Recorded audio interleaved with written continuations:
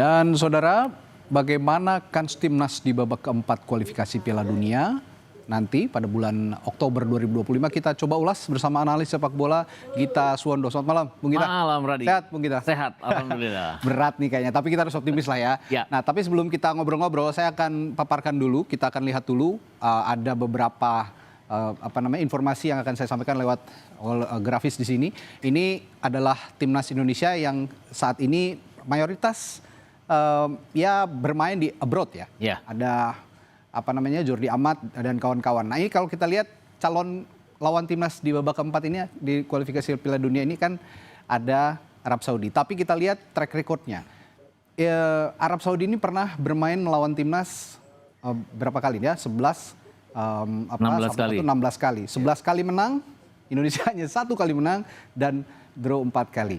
Nah, selanjutnya kita lihat juga informasi selanjutnya di babak selanjutnya atau di informasi selanjutnya Arab Saudi saat ini berada di peringkat 59 dunia.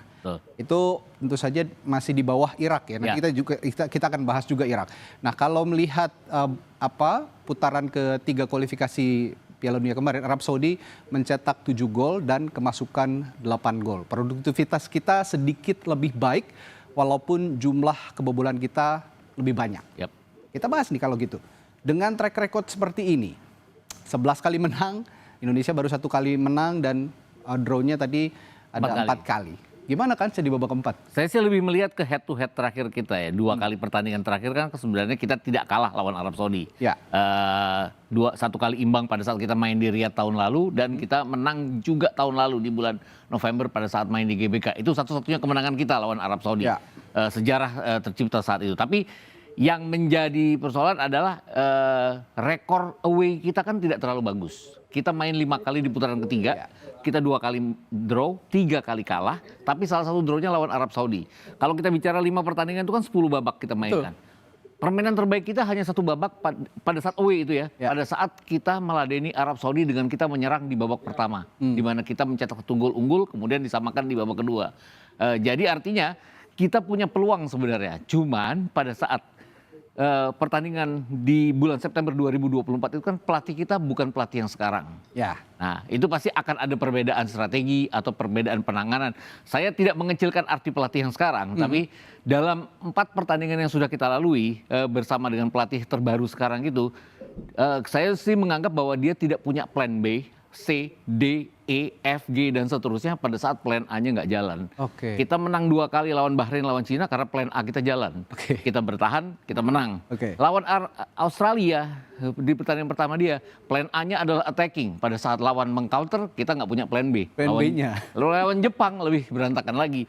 Kita bertahan, tapi berantakan tanpa kita bisa keluar sama sekali. Ini persoalannya pada saat kita nanti harus menghadapi Arab Saudi dan juga Irak nanti. Gitu. Tadi juga saya sempat mendengar ya, kita juga sempat menyimak pernyataan dari Patrick Kluivert. Dia juga tidak menganggap Arab Saudi ini tim yang lemah atau tim yang mudah dikalahkan. Betul. Dia bicara bahkan ini grup yang sangat berat yang harus dilalui oleh timnas Indonesia.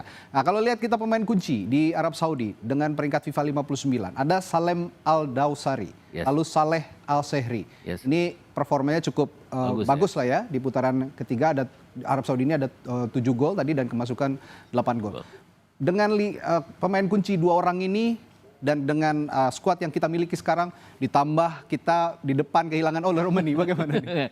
Sebenarnya kehilangan Ole Romani itu yang paling mungkin akan membuat kita tapi percaya bahwa tim kita akan optimis. Patrick Kluivert sudah membuktikan, sudah membicarakan bahwa dia optimis. Kemudian dia bilang dia punya plan B. Masih harus dilihat plan B-nya ini apa dengan tidak adanya Ole Romani. Dan kita belum boleh tahu plan B-nya apa. Boleh tahu. Mungkin dengan memasukkan naturalisasi baru kan biasanya seperti itu. Karena dia berpikir bahwa tidak akan ada. Dia kan pernah bilang bahwa tidak akan ada pemain baru yang dimainkan nantinya. Mungkin Mauro Zilstra yang akan dimainkan. Tapi yang harus dilihat adalah Al-Shehri. Al-Shehri ini pada saat uji coba di bulan Juni lalu setelah mereka tersingkir dari Australia di Gold Cup, dia mencetak 2 gol. Kemudian mereka sampai ke perempat final Gold Cup. Artinya secara persiapan mereka sudah mempersiapkan, mereka ikut Gold Cup. Nanti di bulan September mereka berhadapan dengan Republik Ceko di away di Republik Ceko. Jadi mereka sudah memikirkan bagaimana untuk menghadapi lawan-lawannya nanti di putaran keempat. Dan yang harus diwaspadai, waktu putaran sebelumnya itu ada home and away. Yep. Kalau masih di fase grup. Sekarang kan nggak ada home and away itu. Ya, betul. Dan bermain di Arab Saudi. Saudi. Apa yang harus diwaspadai? Ya, segala macam permainan, terutama menghadapi negara-negara Jazirah Arab kan pasti harus menghadapi bagaimana trikinya mereka. Betul. Lawan Arab Saudi yang satu sama aja mereka banyak sekali loh melakukan triki-triki yang walaupun kalau dibandingkan dengan Qatar, trikinya Arab Saudi itu sangat minim dibandingkan dengan Qatar, dibandingkan dengan Bahrain. Saya lebih mengatakan bahwa kita beruntung tidak berhadapan dengan Bahrain. Kenapa? Karena Bahrain di putaran ketiga, home, mereka menang 4 kali dan hanya kalah 1 kali. Arab Saudi ini hanya menang 1 kali pada saat home. Kalah 2 kali dan draw 2 kali, diantaranya draw itu melawan kita. Jadi tanda kutip masih lebih fair lah ya. Ya masih lebih fair dan kita masih lebih punya peluang setidaknya imbang menghadapi mereka. Oke. Kalau melihat performa mereka dengan produktivitas 7 gol di putaran sebelumnya, ini cukup produktifkah atau sebenarnya biasa saja Arab Saudi ini bisa disaingi oleh tim-tim lawan, terutama nanti di babak keempat kualifikasi? Main 10 kali dengan cetak 7 gol kan, artinya mereka bahkan tidak sampai ke hanya 0,7 ya artinya. Dan saya pikir juga tidak terlalu istimewa untuk gambaran mereka ada di ranking ke-59. Pada saat putaran ketiga terakhir kan mereka ada di ranking 58 sebelum disalip oleh Irak. Jadi dari sisi mencetak gol saya tidak terlalu mengkhawatirkan mereka. Dari sisi kemasukan gol mereka hanya 8. Nah, yang menjadi persoalan adalah kita kan banyak sekali ya kemasukan, terutama pada saat kita away. Terakhir kita kalah away itu 1-5, kemudian kalah 0-8, kita kalah 1-2 juga dari Cina, tim yang ada di urutan juru kunci grup. Jadi yang harus kita waspadai adalah lini belakang kita pada saat kita mau melakukan strategi. Oke, tadi sudah Arab Saudi, kita sekarang lihat Irak. Peringkat FIFA-nya ini tidak terpaut jauh dengan Arab Saudi. Di putaran ketiga kemarin, Irak mencetak 9 gol ya dari beberapa laga dan kemasukan 9 gol. Sebenarnya ya tidak jauh-jauh beda dengan Arab Saudi, tapi secara peringkat FIFA mereka 1 tingkat di atas. Kalau kita mewaspadai Arab Saudi, jangan lupa juga Irak lebih punya reputasi baik sepertinya. Apa yang harus diwaspadai dari Irak ini, Bung Gita? Yang harus diwaspadai adalah kita kalah 3 kali dalam di fase kedua, 1 tahun terakhir ini ya. Kita kalah 1-5 di Irak, kemudian kita kalah 1-3 di Qatar pada saat Piala Asia, bahkan di GBK kita kalah 0-2. Ini yang harus kita waspadai. Kita sambil tampilkan juga Bung Gita, ini ada track record pertemuan kita dengan Irak di slide berikutnya. Silakan dilanjutkan. Ya, ini kekalahan kita tiga kali ini, walaupun sekarang kan tim kita sudah berubah dibandingkan dengan kekalahan terakhir kita melawan Irak 0-2 di GBK itu. Tapi pada saat itu sudah ada JIZ juga sudah ada, Ragnar juga sudah ada. Artinya sudah banyak pemain-pemain kita yang sekarang bermain sebagai pemain naturalisasi. Jadi tetap kita harus waspada karena kita belum pernah mencatat kemenangan sekalipun atas Irak, hanya 1 kali imbang. Kalau kita tadi saya bilang kan kita imbang 1-1, mungkin kita imbang lawan Arab Saudi. Nah, kita tidak boleh kalah juga dari Irak karena kalau kalah peluang kita akan sangat sulit. Kenapa? Karena di pertandingan terakhir yang ketemu adalah Irak dan Arab Saudi. Ini ada juga kami hadirkan beberapa pemain kunci dari Irak. Ada Aiman Hussein dan Ibrahim Bayesh. Apa yang Anda lihat dari 2 pemain ini? Ini terutama Aiman Hussein ya. Dia membuktikan bahwa dia salah satu goal getter terbaik yang dimiliki oleh Irak sekarang.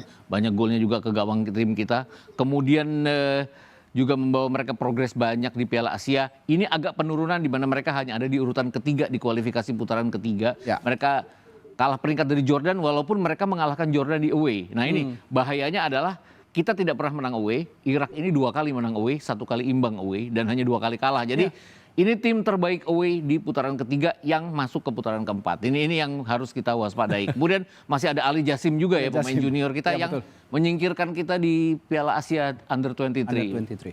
Nah, kalau tadi Arab Saudi perlu kita waspadai, ini sepertinya lebih harus diwaspadai karena melihat produktivitas mereka, melihat pemain-pemain kunci mereka yang selalu merepotkan lini belakang timnas Indonesia di babak sebelumnya. Nah, kalau kita melihat Irak dan Arab Saudi ini kan pernah kita hadapi di babak sebelumnya, ya, di fase-fase sebelumnya. Dan yang perlu diingat saat itu belum ada Patrick Kluivert, masih ada Sintayong.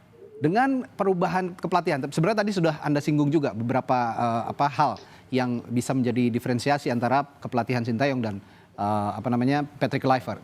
Kalau melihat perbedaan pola permainan, perbedaan kultur permainan yang selama ini kita tahu dari Sintayong dan juga Patrick Kluivert, dengan melihat 2 calon lawan kita di babak keempat, Saya sih harus menganggap bahwa Sintayong lebih punya plan B, C, D, E. Contohnya melawan Australia, di mana kita bermain imbang 0-0. 10 menit pertama kita nyerang abis loh. Tapi begitu kita diserang oleh Australia, dia langsung memutuskan mundur. Walaupun itu dikritik oleh banyak orang. Kok takut menghadapi Australia? Tapi ini bukan soal takut atau tidak takut. Ini soal menggapai 1 poin. Dan dia berhasil di situ. Patrick Kluivert belum berhasil pada saat plan itu nggak jalan. Melawan Bahrain itu tadi yang saya bilang. Kita jalan karena Bahrain tidak punya kemampuan untuk menekan pertahanan kita. Jadi kita anteng-anteng aja bertahan, kita bermain seperti solid, melawan Cina jauh lebih luar biasa ya.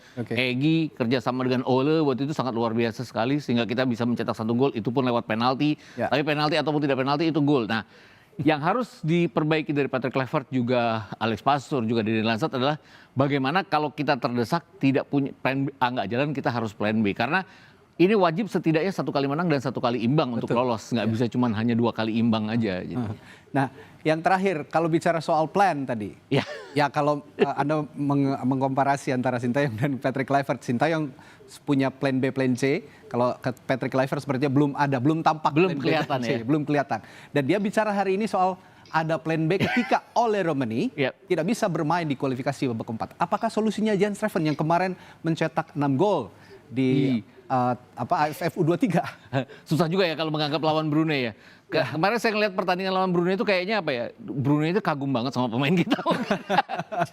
jadi seperti tidak memberikan tekanan ke kita, memberikan ruang. Kan pemain bisa cetak gol yang bagus itu kalau dia dikasih ruang, dikasih waktu. Dan Jens Schreven itu banyak sekali dikasih ruang dan waktu. Bahkan 2 gol luar biasa kita dari Raihan Hanan dan juga dari Arkan Fikri itu dari tendangan bebas tendangan dari luar kotak penalti yang mereka diberi kesempatan ya. Raven terbukti pada saat Piala Asia Under-20 tidak banyak berkembang melawan Iran, kalah 0-3 kita. Dia cetak 1 gol memang lawan Uzbekistan, tidak main lawan Yaman. Tapi pada saat di Stadion Madia juga berhadapan dengan Timor Leste dia hanya bikin 1 gol. Jadi kalau dulu pelatih kita sebelum Kluivert bilang bahwa dia belum saatnya dewasa untuk main di timnas. Ya mungkin itu. Tapi kan ada Mauro Zilstra yang sedang proses sekarang untuk naturalisasi. Mudah-mudahan itu jadi solusi. Dan kalau mau bicara soal Raven, kita mungkin masih bisa lihat di pertandingan-pertandingan berikutnya. Ada Filipina dan Malaysia. Atau di fase berikutnya di Piala AFF U23. Ada Thailand atau mungkin Vietnam itu dia. Setelah bisa lolos dari situ dan menunjukkan performa barulah kita bisa bicara plan B-nya. Tapi kan Ole Romani tadi bilang di sosial medianya bahwa operasinya lancar. Dia akan ingin kembali dengan cepat dan alegria dia bilang. Alegria itu kan artinya cheerful, joyful, penuh optimisme. Ya mudah-mudahan aja. Selalu ini ya, motonya dia ya. September mungkin nggak ikut FIFA Matchday yang lawan Lebanon Kuwait, tapi siapa tahu. Kalau gitu finger cross. Ya, finger cross. Mudah-mudahan Ole ini bisa segera sembuh dan mungkin proses Mauro Zilstra juga akan lebih cepat dan menjadi plan B-nya Patrick Kluivert nanti saat babak keempat kualifikasi Piala Dunia zona Asia. Terima kasih Bung Gita sudah memberikan analisisnya di Sapa Indonesia Malam Kompas TV. Sampai jumpa lagi, selamat malam Bung Gita.